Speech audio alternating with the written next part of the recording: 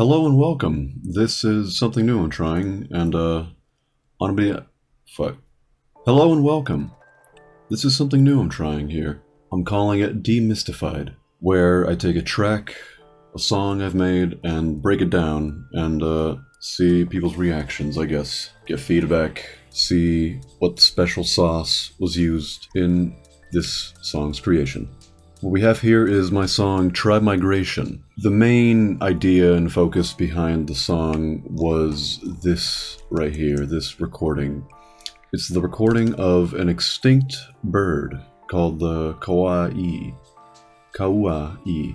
Not sure how you pronounce it. Google Translate did not help, but it's essentially an extinct bird from one of the islands of Hawaii. Admittedly, not much research was done on the bird before producing the song. I merely just found it cool that we had a recording of the extinct bird call. Here we have the recording in its raw form here. I'm probably also just exposing myself for sampling something I shouldn't have or something, but who knows, who cares. Life goes on. Not for this thing, though. Forgive me, I have no script for this. I'm just kind of throwing myself at this, seeing what sticks on the wall. So, hear the bird call.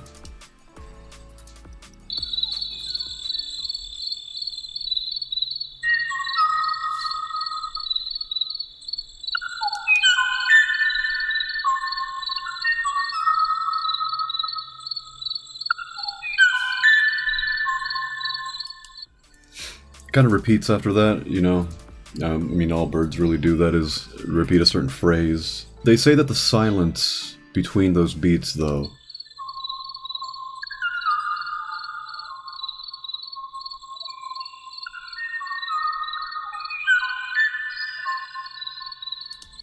they say that the silence between those beats was supposed to be a call and response kind of deal, where, you know, the male would call out, a female would respond.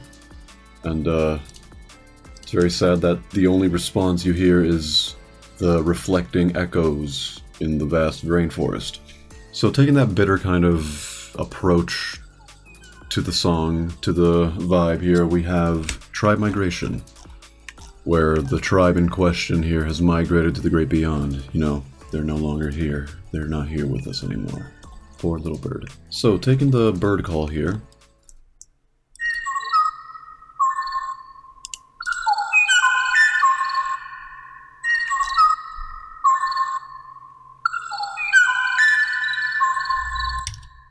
that's the main groove, if you can call it that. And the pulse here, BPM 170. With the metronome enabled, let's see if a vibe or a rhythm can be felt.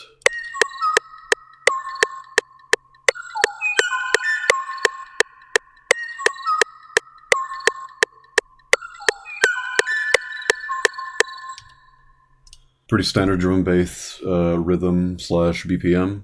For me, drum and bass is a very, not simple, but clear cut thing for me. Whenever I think of a drum based rhythm, I like feel, okay, I know what I want from the drums. I have a certain texture, a certain feel to them, nothing really aggressive. But before we continue the drum line, I wanted to focus on the melody. So hearing the main chords here, a piano,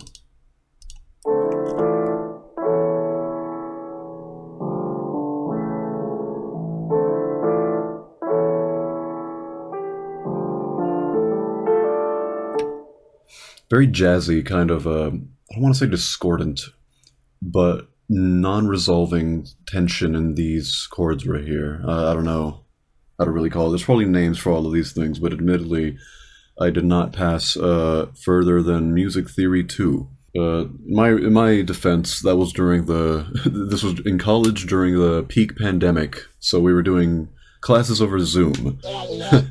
So of course that's not optimal education of any kind, so excuse me for that. This would probably come out better if I kept studying, or, you know, wasn't so ADHD. Anyway, that groove right there at the beginning, I feel resonates really well with the bird call. And keep in mind, the bird call came first, of course, and I wanted to adapt the song to the bird call rather than the bird call to the song.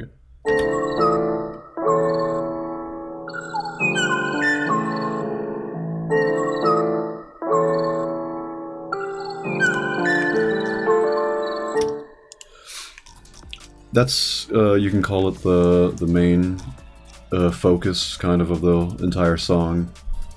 Now, from there, you know, you repeat certain areas, tweak certain places, give new melodies, have things build into each other. That's the hardest part, in my opinion. Coming up with a drop for any EDM song, for me, is piss easy.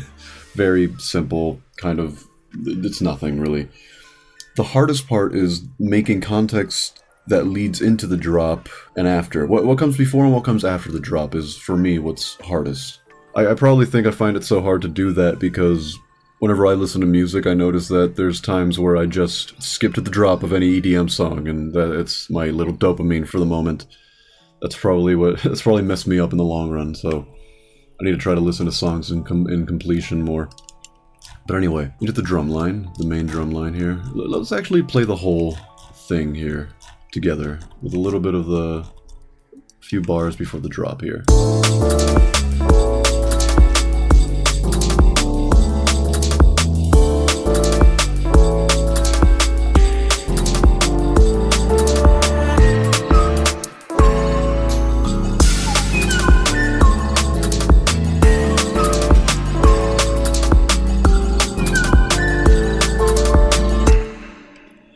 If it sounds a little bit different from the master, if you even heard the master, try migration, of course.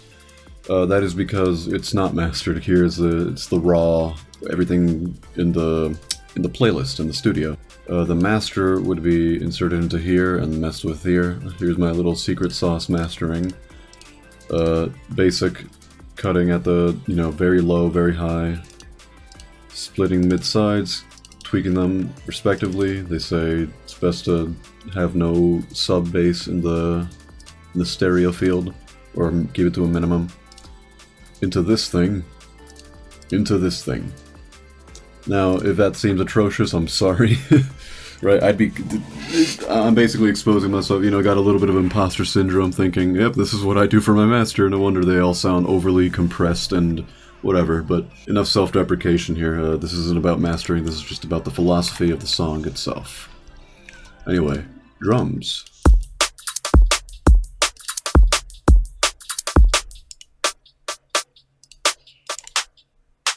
These tight snares kind of give this rustic vibe to the whole thing.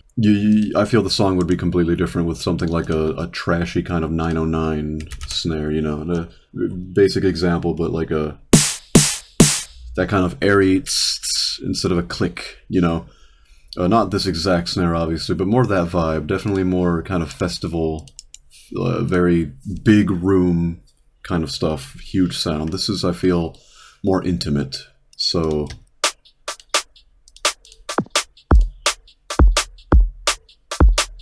this little skippy snare here, this ghost hit here, I think is very powerful, just very subtle.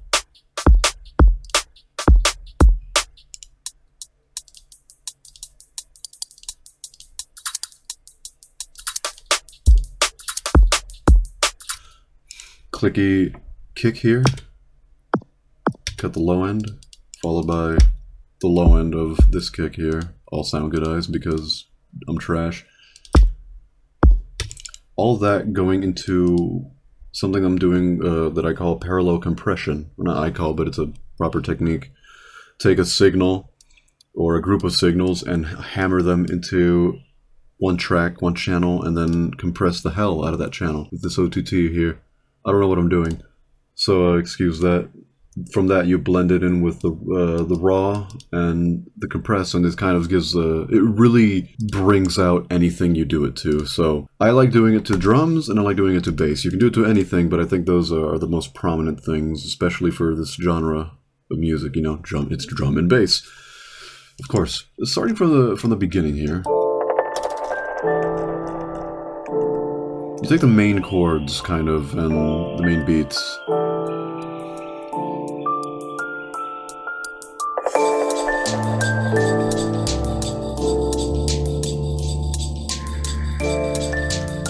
There's bird calls here that are not from the kawaii. This is just a generic kind of this forest ambience here, very useful stuff. It's kind of Tynesy vibes. Let's see what this is, yeah. The Scarby Mark 1 from the Contact. I think this comes, if not free with Contact, free with some kind of bundle. I forget what had it. I'm pretty sure it came free with my version of Contact here. Basic little Rhodes electric keyboard. Hitting the same notes as the keyboard, as the piano here. It should, yeah, another Contact. The Gentleman. This is my workhorse for piano here. Fairly versatile. I feel after a while you kind of, this goes for anything really, but you know, you work with an instrument for a long time, and it's whenever you use it, it's like a sample, you know?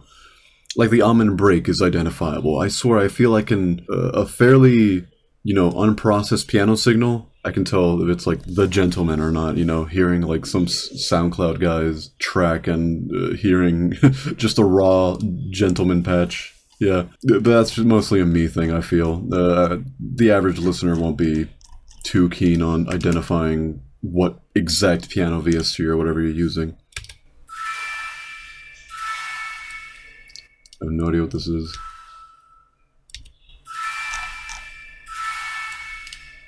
This thing. Strange little thing. Flex is also another powerful little tool. Comes free with a bought version, a purchase version of FL Studio. I think the philosophy behind this one was, what if you had just a preset maker, a preset station rather, and the actual like components of the synthesizer are only, I think, privy to the people who made this, which I'm not sure who had a hand in, you know, programming the synth, but I think Seamless, pretty famous, at least in the FL Studio sphere. Anyway.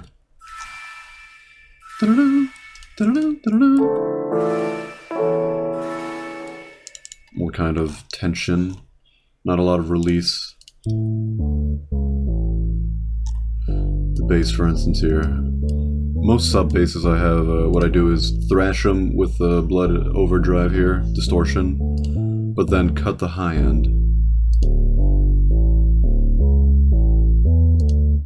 Not much of a difference, but you know, that fattens it up, saturates the signal in a way that I find pleasant. Very quiet little vocoded schlop.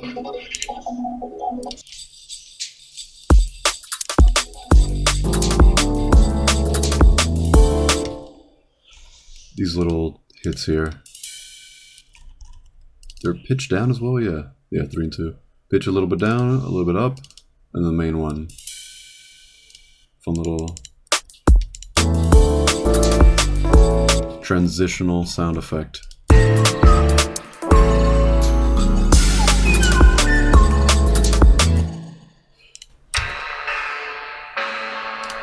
This is a very special sound here, I have no idea. Yeah. Contact, it is, let it load. There we go, it's an analog strings patch, deep growl, but I'm pretty sure I completely remove the low end here. It's not that different without it. More rustic vibes. The guitar, this is fun. Let's see, another Contact instance, of course. Just using the basic Contact Factory Library band here. Acoustic fingered guitar. And I find using guitar VSTs so difficult because you shouldn't treat them like you're treating like a piano patch, for instance, something with a lot more a sustained timbre, you know, not quite as much attack, right? Because a guitar is basically a pluck, you know. So, however, there's so much nuance to using an actual guitar where you have the strumming motion. Is it up or down? Do you how long you sustain it for? You know, how quickly do you muffle it, silence it, its velocity and such. And so having here this guitar patch, was it this one? No, it was not. Yeah, right here. This patch here is beautiful, in my opinion. Like, very rudimentary, right, as far as things go. Not really versatile, but gets the job done, in my opinion. Basic, you know, not in stereo. not much. The sliding, those notes of you know, rubbing your finger along the not the frets. What is it? The strings. And it's very subtle here. I don't think you can really hear much. Specifically because I think I silenced the slide notes upon release. So that's in the left channel here, and in the right you have, I think, a balafon? A sansa. No idea what a sansa is, to be honest, just, you know, generic acoustic. I thought it was one of these, kind of a kalimba or an mbira, they're the same.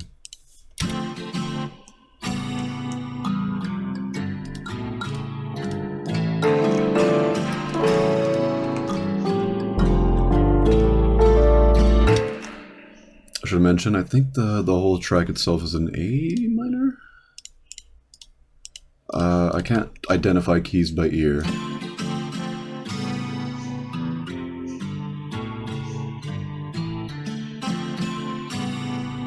I could not tell you.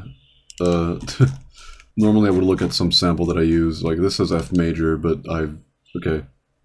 F major, pitched down an octave, so it's still F major, but it's also, this thing is also being vocoded to high heck here. Hitting that kind of, whatever that is. Was that an A chord? I don't know. Somebody knows. And I'm pretty sure the people who know hate it. Anyway.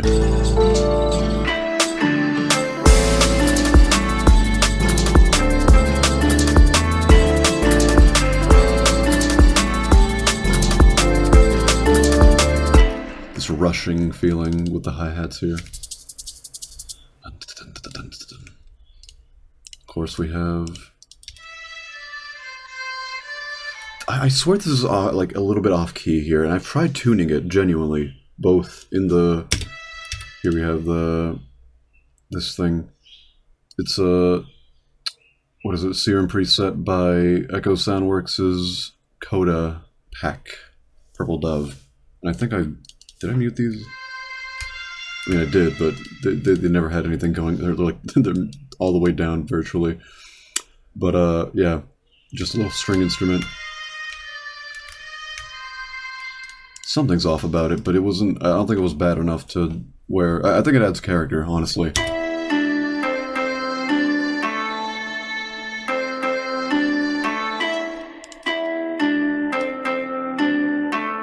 What is this? Kanun. No idea what that is, but it sounds nice. Sharing the space with the serum patch.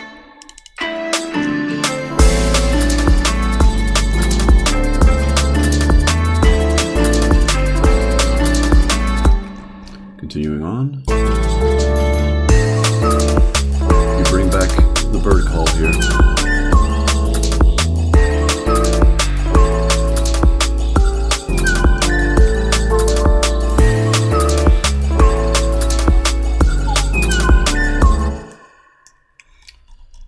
I think a break. Oh, I forgot about this.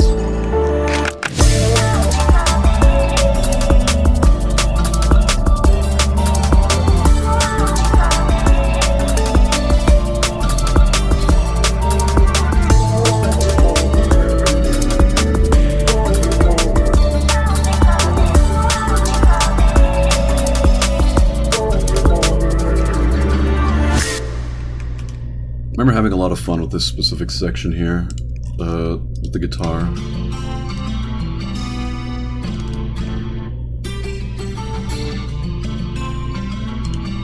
Just has this like sense of like rushing water. This is a river to me, right here. I have the salmon here. Jumping in and out of the water here.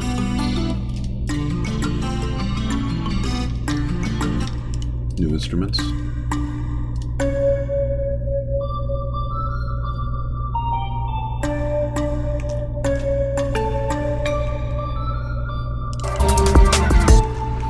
course, the cymatics vocals here.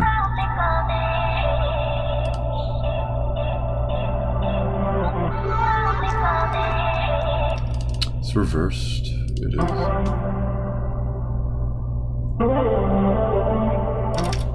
of soulful stuff here.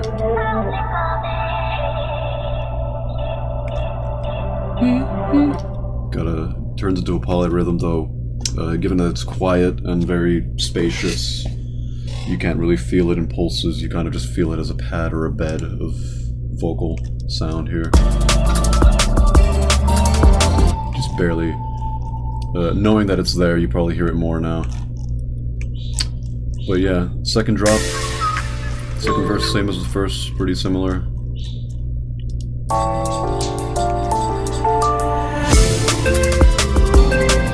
I say that, but it's actually fairly different. I had a habit of just copying and pasting the first drop to the second drop and tweaking maybe the drum rhythm and calling it a day, but I guess I went above and beyond here.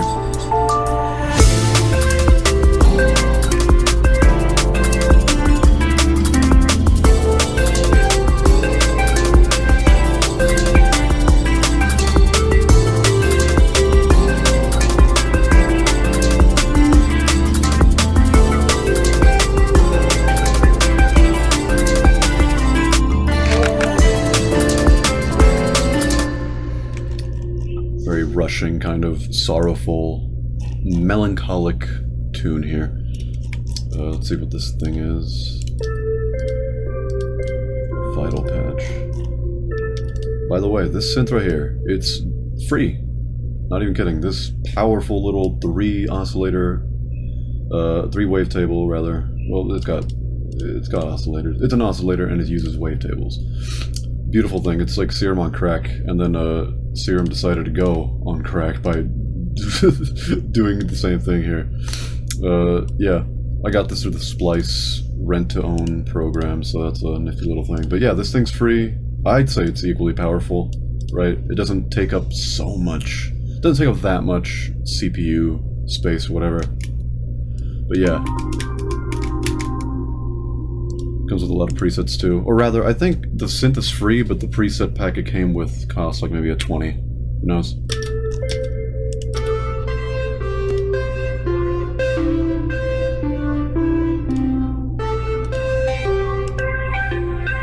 This is, yeah, I knew. This, another Contact special library here, play series by Native Instruments. The 25, they're celebrating their 25th anniversary, though this was years ago, so I don't know, they're probably closer to the 30th than their 25th anniversary. Nifty little instrument with a bunch of creative toys of sound here, you know. This specifically is the Wabi, whatever it is.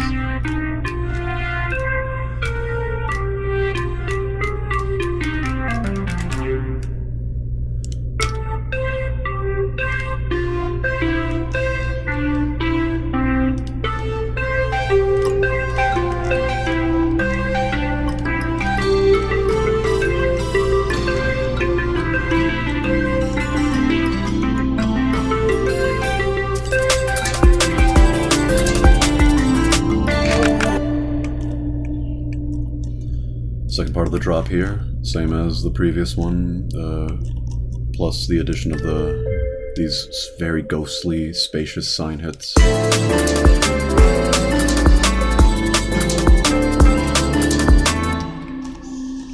Into the ending here, which is a bit abrupt. To be honest, I have this thing where I will create something very passionately, but get discouraged by like the end of it, thinking, oh, this is the best thing I ever made, and then I poke out the flaws, ruminate a little too much on the negative, and okay, I'll just abruptly end it with something unique here. In this case, like kind of an ambient, percussionless finish.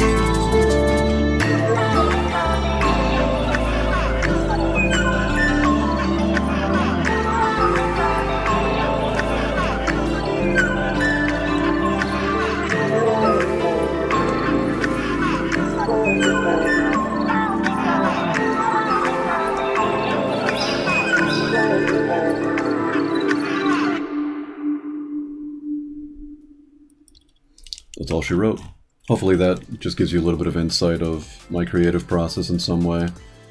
Didn't go over much beyond just the chords and the melody and the overall writing. The processing and mixing element is another ball game, another can of worms that I do not wish to open at this time. But yeah, creative little thing. Hopefully somebody will bioengineer this thing back into existence, right? But when it comes to extinct birds, I think we should focus our efforts on bringing back the dodo. Anyway, thank you all for watching, and I hope this was insightful, and or at least entertaining. Anyway, God bless.